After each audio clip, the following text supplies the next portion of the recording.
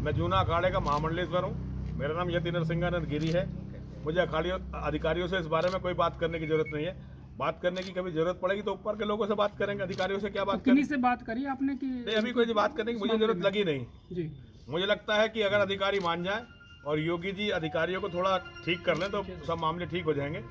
बाकी ये है कि लोग प्रयास कर रहे हैं, लोगों को समझाने का प्रयास कर रहे हैं, लेकिन दिक्कत क्या है कि समय ऐसा है कि केवल उत्तर प्रदेश में अधिकारी हावी हैं। हम नेताओं से बात करते हैं, नेता कहते हैं जी हमारे हाथ में कुछ नहीं है। मैंने इसके बारे में कुछ यहाँ के जिम्मेदार नेताओं से बात की कि भाई इस तरह से सचिन के साथ जो हो रहा है गलत हो रहा है, कह रहे जी हमारे हाथ में कुछ नहीं है, अधिकारी सब कुछ कर रहे हैं। तो ऐसे में बहुत मुश्किल है। हमारी अधिकारियों से हमारा क्या संपर्क हो सकता है? हम साधु हैं, हमारा अधिकारियों से क्या संपर्क हो सकता है? और हम क्यों उनसे बात करने जाए? वो कोई अच्छा काम कर रहे हो तो चलो शाबाशी देने भी जाएं। हमारे लोगों को कुचल रहे हैं, हमारे लोगों को मार रहे हैं, झूठे मुकदमों में फंसा रहे हैं। तो ये एक बहुत ही बुरा यहाँ पर हो रहा है। न्याय मांगने के लिए जो जा रहे थे कि अभी एक सचिन, अभी आपने खजूरी गांव में देखा होगा, दीपक त्यागी की हत्या हुई।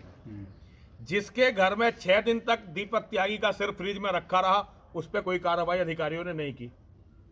जिन लोगों ने उस बेचारे के लिए न्याय मांगा उन पर सब पर मुकदमे दर्ज हुए हैं। तो ऐसे में क्या, किससे क्या उम्मीद करें और किससे क्या बात करें? यति जी, आप खुद भी इसी तरह के मामलों से प्रताड़ित हैं? बहुत प्रताड़ित है जी, बहुत प्रताड़ित है, बहुत ज़्यादा प्रताड़ित है। हम अधिकारियों की मनमानी से बहुत ज़्यादा प्रताड़ित हैं और कोई भी हमारी न्यायपूर्ण जो मांग होती है अधिकारी उसे उठने नहीं देना चाहते। ये बहुत ही दुखद है। इसीलिए मैं सचिन का दर्द समझ के यहाँ आया हूँ। मुझे पता है कि अधिकारी क्या कर रहे हैं। जो हमारे साथ हो रहा है गाजियाबाद में, वो इसके साथ यहाँ पे हो रहा है, बिट्टू सिंघेड़ा और ऐसे लोगों के साथ मुजफ्फरनगर में हो रहा है। अधिकारियों के केवल चेहरे बदल रहे हैं, कार्यप्रणाली वही है जो समाजवादी पार्टी के और बसपा के समय में थी। अधिकारी उसी कार्यप्रणाली के, बल्कि उससे भी ज्यादा दमन पर उतरे हुए हैं, हमारे दमन पर। तो आप मान रहे हैं कि योगी जी जो हैं आपकी और आपके जो समर्थक हैं उनकी बात नहीं सुन रहे? देखिए, योगी जी सुनते हैं। योगी जी को पता चलती है तो कार्रवाई भी होती है। योगी जी पर को जब पता चलती है तो हमारे ऊपर एक अधिकारी गुंडा एक्ट लगा रहा था। योगी जी को जब पता चली तो उसे सस्पेंड भी किया गया, उसका ट्रांसफर भी किया गया। तो होता है, लेकिन हर बात के लिए योगी जी तक ही लेके जाएं। अब ऐसे कैसे चलेगा? इस सिस्टम में कुछ बदलाव होना चाहिए। और ये मेरा आप लोगों के माध्यम से योगी जी से ही निवेदन है। हम योगी जी का बहुत सम्मान करते हैं, हम योगी जी के समर्थक हैं, योगी जी को अपना अगुवा मानते हैं, अपना नेता मानते हैं। और हम ये मानते हैं कि एक संत के हाथ में जो सत्ता है तो अन्याय नहीं होगा। लेकिन जो बीच के लोग योगी जी को बदनाम करने का ये प्रयास कर रहे हैं, बहुत निंदनीय है। ऐसे में अगर संघर्ष होता है तो नरसिंहानंद हमेशा कार्यकर्ताओं अपने साथियों के साथ खड़ा होगा। मैं तो सचिन के साथ रहूंगा, हर संघर्ष में सचिन के साथ रहूंगा। और मेरा ये निवेदन है यहाँ के पुलिस और प्रशासनिक अधिकारियों से, न्याय करिए। ये कुर्सी जिस पे आप बैठकर आज बहुत लोगों का दमन कर रही है, बहुत दिन तक नहीं रहने वाली है। कल को आप सबके बच्चे इसी समाज में रहने वाले हैं।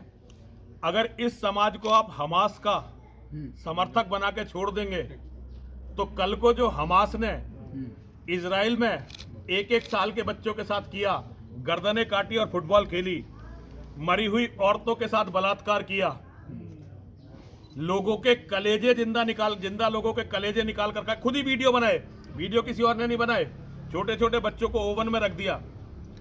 जो किताब वहां के लोगों ने पढ़ी है ना, उस किताब को पढ़ने वाले यहाँ कम से कम 30 करोड़ हैं। आज हमें मरवा दो, नंबर तुम्हारे सबके बच्चों का भी आना है। इस आग से बचना कोई नहीं है, यहां तक कि इस आग को लगाने वाले भी नहीं बचने वाले। तो मेरा अनुरोध अधिकारियों से भी है, जैसा समाज ये अधिकारी बना देंगे, कल को इनके बच्चों को उसी समाज में रहना है। यति जी, भाई जो 30 करोड़ हैं जी, तो इनका कोई परमानेंट सॉल्यूशन नहीं है सरकार? देखो, ये तो आप योगी जी से पूछ रहे। भाई मैं बहुत छोटा आदमी हूँ इस बात के लिए। सॉल्यूशन अगर मैंने बता दिया तो आप मुझे अभी जेल में करवा दोगे, फिर मैं निकलूंगा 1.5-2 साल बाद। रासुका आज ही लगवा दोगे मेरे पे। तो ये बताएं कि आप हमास का एग्जाम्पल क्यों दे रहे हैं? क्योंकि देखिए, जो किताब मजहब के नाम पे हमास ने पढ़ी है वही यहाँ की मस्जिद और मदरसों में पढ़ाई जाती है। जो उनका लक्ष्य है वही इनका लक्ष्य है। तो ये लक्ष्य समाज के सामने बहुत जल्दी आएगा। आप इन्हें अपना दोस्त मान लो, मित्र मान लो, कुछ भी मान लो। इजराइल ने गलती क्या की थी? इजराइल ने यही तो गलती की थी 20 साल से नेतान्याहू ने। उसने सोचा कि अब ये जब हम इनके साथ अच्छा व्यवहार करेंगे ये सुधर जाएंगे। लेकिन उनका लक्ष्य है 1400 साल से बिल्कुल क्लियर, और वो अपने लक्ष्य पे चल रहे हैं भाई। और एक दिन इस धरती पे वो किसी को भी नहीं छोड़े, खुद भी बचने वाले नहीं है भाई। क्या लक्ष्य है? लक्ष्य है पूरी दुनिया को काफिरों से विहीन करना। जो मोहम्मद दे के गया लक्ष्य, वो उनका लक्ष्य है, उस लक्ष्य पे वो चल रहे हैं भाई। इसमें कोई नई बात तो है नहीं। भारत देश तो एकता की मिसाल है। भारत देश एकता की मिसाल न कभी था न कभी होगा। भारत में जहां मुसलमानों की आबादी बढ़ती रही वही हिस्सा टूट गया। काय की एकता है? जहां हिंदू है वहां एकता, और जहां ये ज्यादा हो गए वहां सबको मार के पका के खाते हैं। तो ये काय की एकता है भाई? पाकिस्तान का आप रोज अखबार, पाकिस्तान भारत नहीं था क्या 75 साल पहले? वो भी तो भारत ही था, वो भी तो एकता की उदाहरण था। लेकिन वहां क्या हुआ? आज एक भी हिंदू की बेटी अगर सड़क पर चल सकती हो तो बता दो। आज से कितने दिन पहले बांग्लादेश एकता की मिसाल नहीं था? ये सब एकता की मिसाल थी। अफगानिस्तान हमारा था, ईरान हमारा, सब कुछ हमारा ही था, तब भी वहां ऐसी बातें होती थी। तो क्या होना चाहिए आपके हिसाब से? भैया जो होना चाहिए तो बड़े लोग बताएंगे, मैं उसके लिए बहुत छोटा हूँ। टिप्पणी आप कर रहे हैं ना, तो आप मैं टिप्पणी बताइए। खतरा बता रहा हूँ, सॉल्यूशन आप निकालो। आप समाज में नहीं हो क्या? नहीं, हम तो आपसे पूछ रहे हैं ना। आप देखो तो- समाज में सब है, हाँ। समाज में हिंदू भी है, मुसलमान भी हैं। जो दूसरों का घर जलाते हैं, घर उनके भी नहीं बचते। तो भैया आप जो भी हो, आपकी भी जिम्मेदारी उतनी है जितनी जिम्मेदारी मेरी है। अगर लोग चैन से रहना चाहते हैं तो हर आदमी की जिम्मेदारी उतनी है, और अगर चैन से नहीं रहना चाहते तो भैया अपनी अपनी किताब उठाओ और लड़ो। क्या करा जा सकता है मालियान साहब? बाकी मैं हिंदुओं से कहना चाहता हूं कि हिंदुओं को बात है, जी बताएं। पूरी मानवता के लिए गर्व की बात है। और मैं तो ये चाहता हूं भारत सरकार ने पूरी दुनिया में सर्वे हो कि इन जाहिल लुटेरों ने कितने मंदिर तोड़े हैं, और ये सबसे पहला सर्वे हो अरब के उस मंदिर पे जहां हमारी 365 मूर्तियां थी। सबसे पहले उस पर सर्वे हो, उसके बाद पता चले। और इनका ये झूठ कि हम दूसरों के मंदिरों को तोड़ के अपनी मस्जिदें नहीं बनाते, ये दुनिया के सामने आना चाहिए भाई। पूरी दुनिया में सर्वे होना चाहिए कि कितने धर्म स्थानों पर तोड़ तोड़ के मस्जिदें बनी थी, और वो सारे स्थान भैया जिन जिन के थे उन्हें वापस दो, सारे स्थान वापस दो भाई। अच्छा, अरशद मदनी ये कह रहे हैं कि वो तो स्वतंत्रता सेनानी है, हमास वाले तो। हाँ बिल्कुल, जैसे अरशद मदनी स्वतंत्रता सेनानी है, ऐसे आतंकवादियों के सबके केस यही लड़ता है ना। गुजरात वाले आतंकवादियों के, वाराणसी वाले आतंकवाद, सबके केस ही अरशद मदनी लड़ता है ना। ये तो तालिबान कहां से शुरू हुआ? अरशद मदनी का जो इंस्टीट्यूट है दारुल उलूम देवबंद, वहीं से तो तालिबान शुरू हुआ। ये सारे स्वतंत्रता सेनानी है। इनकी स्वतंत्रता क्या है कि हमें आजादी दे दो कुरान को मानने की, और हम दुनिया की हर औरत से बलात्कार करके उसे मंडी में बेचेंगे, और दुनिया में जो मुसलमान नहीं है उसका कत्ल करेंगे। ये आजादी है भाई इनकी। यही तो इनके लिए सारे स्वतंत्रता सेनानी है। तुम्हारा जो अपना दोस्त होगा वो भी थोड़े दिनों में तुम्हें दिखाई देगा स्वतंत्रता सेनानी निकलने वाला है। जो तुम्हें बड़ा प्यारा होगा ना, वो थोड़े दिनों में स्वतंत्रता सेनानी निकलेगा भाई। इसमें कोई नई बात नहीं है भाई। ये सब स्वतंत्रता से, मदनी भी स्वतंत्रता सेनानी, सब स्वतंत्रता सेनानी है ये। अच्छा सर, ये स्वामी प्रसाद मौर्य कुछ भी बोल जाते हैं अचानक देखिए से ये धर्म को। उनसे पूछना चाहिए, उनके बारे में मैं क्या कहूँ। अच्छा नहीं, अब नहीं ये तो उनसे महामंडलेश्वर पूछना। है। मेरा विषय जो है, मेरा विषय इस्लाम का जिहाद है, और मैंने उसी की स्टडी करी है।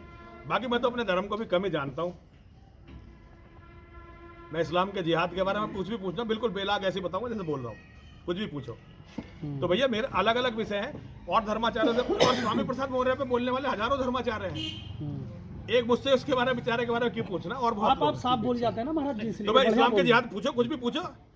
मोहम्मद के बारे में पूछो, पूरी जिंदगी मैंने उसकी जीवनी पढ़ी। कुरान के बारे में, किसी के बारे में बिल्कुल ऐसे बोलूंगा जैसे बोल रहा हूँ। अब स्वामी प्रसाद मौर्य के बारे में इतने सारे सन्यासी और भी हैं भाई, उनसे पूछो, वो मेरे विषय पर नहीं बोलेंगे। खैर मैं सचिन के साथ हूँ हर तरह से, और हर संघर्ष में साथ रहूंगा, और जो भी किया जाएगा इसे न्याय दिलवाने के लिए वो करा जाएगा। क्यों वालियान साहब, करा जाएगा ना? पूरी लड़ाई लड़ेंगे। यति नरसिंहानंद महाराज वर्तमान सत्ताधीश सत्ता के शीर्ष तक पहुंचे हैं। मैं प्रदेश के मुख्यमंत्री योगी आदित्यनाथ जी महाराज से अनुरोध करना चाहता हूं आप सभी के माध्यम से कि वो इस पूरे मामले की जानकारी लें, और जो इसमें दोषी अफसर हैं उनके खिलाफ कार्रवाई करें। कुछ चंद ऐसे भ्रष्ट अधिकारी हैं जो योगी जी को बर्बाद करना चाहते हैं, उन्हें बदनाम करना चाहते हैं। मुझे ये नहीं पता कि किसके इशारे पे काम कर रहे हैं, लेकिन योगी जी जो सनातन धर्म के रक्षक हैं, उनके राज्य में सचिन जैसे कार्यकर्ता पे ये कार्रवाई होना बहुत ही दुखद है। मैं अधिकारियों से निवेदन आप सबके माध्यम से करना चाहता हूं कि वो हमें संघर्ष के लिए, लड़ाई के लिए मजबूर ना करें। हम संघर्ष नहीं चाहते, लेकिन अगर अधिकारी संघर्ष पे तुले हुए हैं तो जो भी संघर्ष अपने लोगों के लिए करना होगा हम करने के लिए तैयार हैं। सचिन के मामले में अगर इसे लंबा तूल दिया गया और इसका इसी तरह दमन और इसका उत्पीड़न किया गया तो ये ठीक नहीं होगा। और मेरी योगी जी से बहुत बहुत अनुरोध है कि वो ऐसे अधिकारियों का पता लगाएं जो अधिकारी उनका नाम लेके हिंदू कार्यकर्ताओं पर, हिंदूवादी लोगों पर ये बिना मतलब की झूठी कार्रवाई कर रहे हैं। ये सचिन कोई अपराधी नहीं है, कोई गुंडा नहीं है, कोई बदमाश नहीं है। इसने कोई डकैती नहीं डाली है, कोई अपहरण नहीं किया है, कोई फिरौती नहीं ली है, कोई रंगदारी नहीं की है, किसी महिला से बलात्कार नहीं किया है, केवल अपने धर्म के लिए लड़ रहा है। अपने धर्म के लिए लड़ने पर अगर जेल जाना पड़े तो सबसे पहले तो हमारे योगी जी को ही जेल जाना पड़ेगा। जो विपक्षी सरकारों में उन्हें भेजने की तैयारी भी कई बार हुई, हम जैसे लोग ही उनके लिए लड़ते रहे। आज उनके राज में यदि ये होगा तो ये बहुत पीड़ाजनक है। और फिर मैं तो बस इतना कहना चाहता हूं कि जो अपने आधार को खिसका देते हैं, सत्ताएं बहुत दिनों तक उनकी नहीं रहती। तो योगी जी इस मामले में सहानुभूतिपूर्व विचार करें और ये तय करें कि इस तरह का कोई अपराध अधिकारियों के द्वारा निर्दोष कार्यकर्ताओं पर ना हो। अभी आपने कहा कि भाई अच्छा, हम नहीं चाहते हैं कि कुछ संघर्ष जरा करना पटका पड़े। आप अपना ये ठीक कर ले, पहले पटका आपका उल्टा लटका हुआ है तो ठीक कर लीजिए। आप उसकी चिंता मत करो, वो लटका रहना दो, हम पटका उतार देते हैं। नहीं, चलो पटका नहीं, अब बताइए उल्टा आ बताइए, रहा था, ठीक है। कोई बात नहीं, बताइए जी। तो ये था, आपने कहा कि हम संघर्ष नहीं चाहते या कुछ नहीं, अगर नहीं आपकी मांग मानी गई, आपने सीधा तो कहा हम है। यहाँ महापंचायत करेंगे। हम सारे लोगों को बुला के अपनी पीड़ाएं बताएंगे कि भाई इस तरह से हमारा एक लड़का धर्म के लिए आवाज, और केवल सचिन अकेला नहीं है, पुलिस हर कार्यकर्ता को जो हिंदुओं के लिए लड़ रहा है उन्हें प्रताड़ित कर रही है। और जिनसे लड़ना चाहिए, अपराधियों से, आतंकवादियों से, उनसे लड़ने की जगह जो उनसे लड़ने की बात कर रहे हैं उन्हें प्रताड़ित कर रही है।